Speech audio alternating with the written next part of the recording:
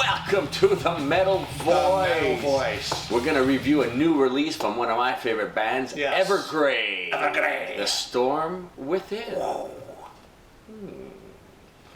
What a great album cover, beautiful album cover. Yeah. Sums up the Yeah. album quite well. And again, Jim, Evergrey, okay? This is not rock and roll all night and party every day. Yeah. This is not Spirit of the Radio. This is not joyous hair metal, look what the cat drag in. It's not Razor, that's for sure. That's it. And it's not, but man, when they say dark melodic, dark is the key word when you hear Evergrey. And I might say that this might be their happiest album that they've ever released. I mean, and again, and anybody that's listened to Evergrey, it's always dark. These guys start off in the 90s, right? And the 90s was the lyrics were all very personal, right?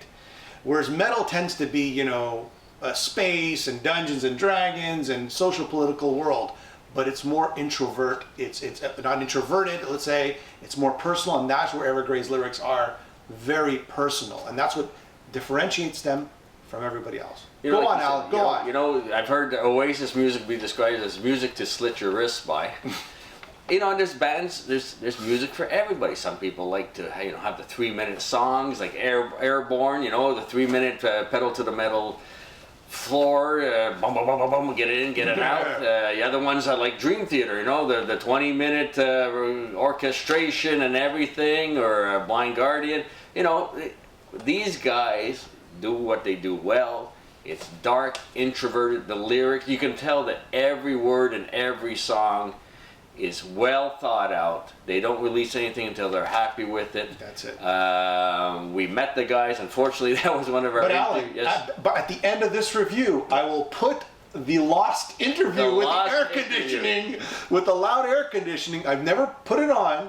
The loud air conditioning lost interview will be on it. I'll put some highlights. When we interviewed them, I said, "Will there be a release that's called Hymns for the Unbroken?" Meaning, like. Is there going to be something that's positive somewhere down the road? This is as close as it gets with Evergrey. Yeah. 2 tracks with Floor Jansen.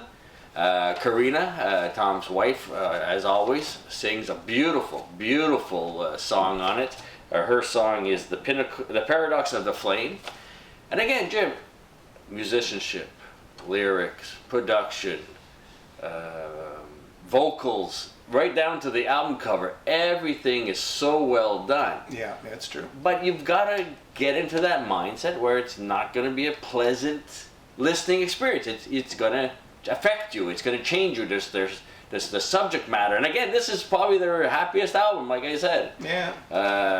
That's their strength. Is also their weakness. I mean, there's not that they're a hit band or they're looking to make a hit. There's one that comes very close. I mean, Passing Through is a great song. Yeah. In Orbit, that's a beautiful, beautiful song. Actually, my favorite song on the album is Distance, and the first 3 tracks. Distance. That's right. Distance, Passing Through, and Summer Day. No, the last track is The Storm Within. That would be the title track, and that's an epic track. For me, Alan, I've never been a huge Evergrey fan, but I have to say that this album is pretty damn good. I mean, again, like you said, if you're expecting Sabaton, if you're expecting Razor, if you're expecting hair metal, it's not here. This is more prog. This is more prog metal, and there's a pop element to it as well. Dark, melodic metal. That's what they're known for. That's what they do well. But also, that's here in North America, I think that's the reason why they're still playing clubs, and when they should be, at least a theater band, You got everything going for them. I love this band because it's exactly what you said. They put everything they got into it, from the cover to every song to every lyric. They just gave it their all, and that hats off to them. Well, Hymns for the Broken. Sorry. Yeah. I was hoping to be Unbroken. Yes, you tried. Hymns for the Broken was a great comeback because they didn't even think they were going to do that album. Yeah. Now they come out with an even stronger release. Yeah. So, and this is their 20th anniversary. Yeah. Unknowingly, they didn't even realize that at the time.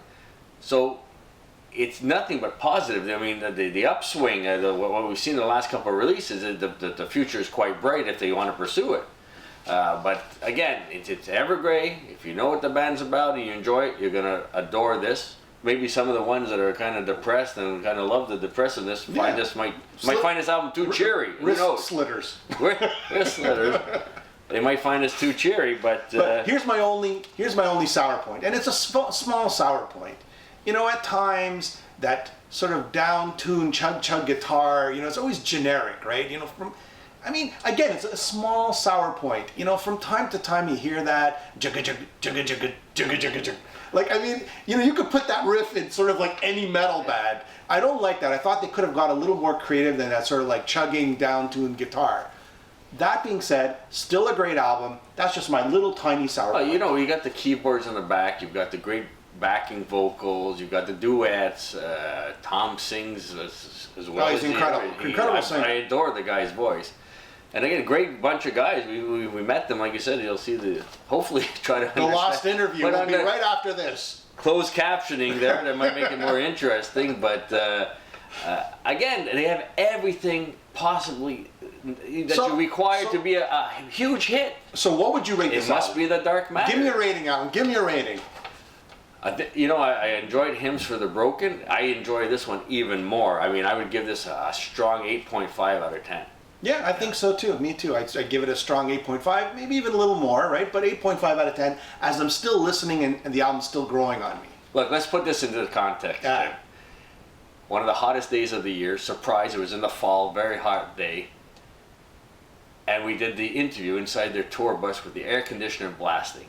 The whole band shows up for the interview. It was great, but we couldn't hear anything that they said because of the air conditioning. So that's why we never released the interview. It was a great interview. All the guys were animated. You can see they're all contributing to the responses, but we couldn't use anything from that episode because of the sound quality. So here's the lost interview. It's like a bootleg. This is like a bootleg. Like a bootleg. Somebody found it and they were releasing it. So this is our Metal Voice, our first Metal Voice bootleg. You'll see that there's a reason why we didn't release this at the time. Enjoy.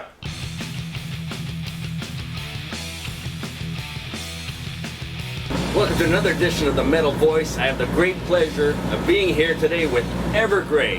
So guys, I'll let you introduce yourselves to everybody out there. Tom, guitar and vocals. I'm the drummer, Jonas. My name is Siobhan, I play bass. So let's go back. 2011, Glorious Collision, great album. My first album for Evergrey. I discovered your back record after that. What happened after 2011? Why is it 2015 and the new album's just coming out now? I mean, we toured a lot for the Glorious Collision album, and after that touring cycle, at the end of that, our drummer Hannes at the time got an offer to be in Sabaton, while we were sort of considering to let Evergrey go, you know. So that timing was quite perfect for sort of dismantling the result of that is Hymns for the Broken, which arguably could be said that's one of your strongest albums ever. Thank you. Yeah. It's a great album. I've been listening to it non-stop. I find it maybe a little bit more upbeat than some of the other albums, and more positive, let's say. I don't know if that was meant on purpose, or it just came out of the songwriting and having everybody back in the band. That was kind of the feeling we all had while recording it. Yeah. And I think that was just something that came out and just got stuck in the sound somehow. Yeah, but I agree with you. I think it's also a kind of positive vibe, even. And then you got songs like Wake a Change, Archaic Rage, King of Errors. I mean, is there some kind of concept behind this album, or it just came out of the writing? Yeah, I mean, it's about breaking down and getting back on your feet again, and trying to see the light in the tunnel, and wanting to live again. And you had said previously that you've learned something about yourself through that whole process. What was the result of that? Well, the result is not here yet, but I mean, I learned a lot of things. Questioning yourself and reflecting every day does things to you. And for me, I'm just super happy to be able to express myself in a musical way, because that really helped me to write, talk about the issues of, you know, I wouldn't say mental illness, but at least exhaustion, depression, and things like that. common in the world today. You know, I'm out there preaching the gospel of Evergrey to all my friends, you know, and great vocals, great musicianship, great sound, great artwork on every album. You know, and you're going, like you just said, you know, going back to some of the albums like Recreation Day, it's a little bit of a hard listen. Is that one of the reasons why perhaps you're not bigger than you deserve to be? We don't have it. We don't make those calculations at all. For this album, it seems like the world, you know, all of a sudden all over the world understood Evergrey. We just felt pretty much that we approached the songwriting process the same way as we always have. So you go from the band almost ending to a European 2014 and now North American 2015 tour. Has it been, you notice any difference between now and the last tours of 2011? I think that the crowd is even more into it than before, than the last time I toured, at least. Everybody's just singing along and having a great time, and even more than before, so that's amazing. Really great atmosphere every show. Maybe people realize that a good thing almost ended, and now's their chance to see you guys again. But I mean, the shows in Europe have also been sold out and bigger, and so here we haven't been here for a long time, so we have to sort of make our name worth its value again. Right. So by doing these, yesterday we played a big venue, today we played a smaller venue, so it's we don't care. So, you know, your whole career, you look at every album, you got the, like, you know, you talk about the real issues, you know, depression, abuse. You know, is there an album in you which hymns for the unbroken instead of for the broken? Is there that kind of album that you can see in the future from Evergrey? We are not, you know, psychics, so we don't have the ability to check into the, you know, the wall. But I mean, we don't know. We're doing this now. When we come home, we have a gap in between tours, and then we will start writing music and see. Hopefully, we'll have a new album next year. Okay, good. So this is ongoing. The questioning, the self-doubt, and perhaps the break of the band. That's behind you, but we can look forward to nothing but positive and upcoming music in the future. Yeah, it feels like it. Yeah, that's great news. As a fan, I'm very thankful. I'm looking forward to the show tonight. And again, everybody should get out there and see Evergrey with great supporting bands. When they come to your town, it's a can't-miss show. We listened to Soundcheck earlier. Fantastic. The new album, Hymns for the Broken. Great album. One of my top for this year as well. I want to thank you guys. Thanks for being here on The Metal Voice. It's a pleasure. Thanks very much. So we'll just let yourself introduce yourself. We'll use it to open the show. And just so you know, wherever. Hi, this is, and you're watching The Metal Voice. We can make it fun too. You know. Yeah. I know you Swedes are very Funny. Seriously, we're very funny. all right.